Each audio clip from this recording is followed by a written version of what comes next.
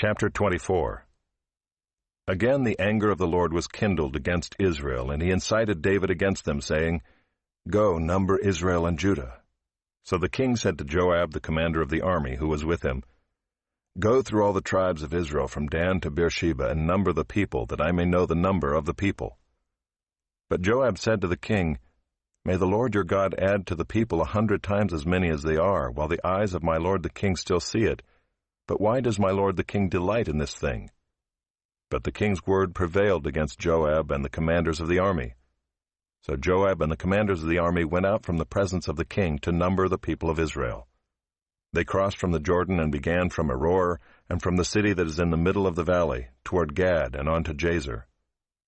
Then they came to Gilead and to Kadesh in the land of the Hittites.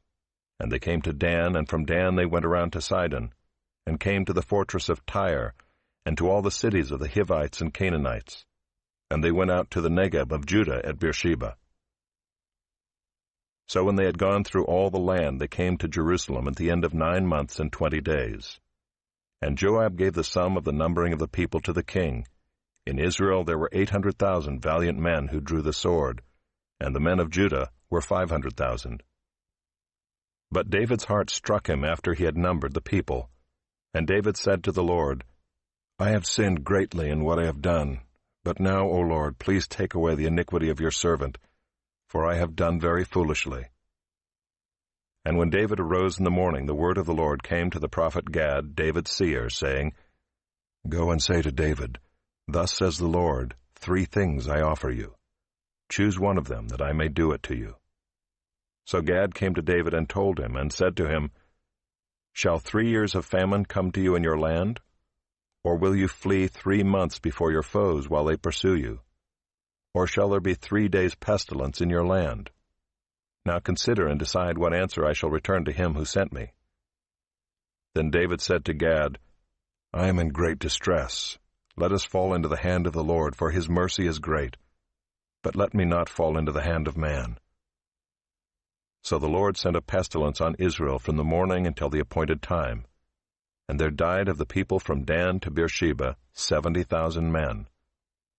And when the angel stretched out his hand toward Jerusalem to destroy it, the Lord relented from the calamity and said to the angel who was working destruction among the people, It is enough.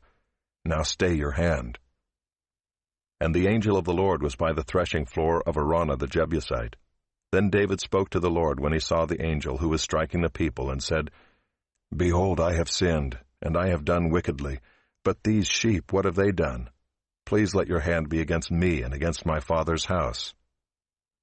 And Gad came that day to David and said to him, Go up, raise an altar to the Lord on the threshing floor of Araunah the Jebusite. So David went up at Gad's word, as the Lord commanded. And when Araunah looked down, he saw the king and his servants coming on toward him. And Araunah went out and paid homage to the king with his face to the ground.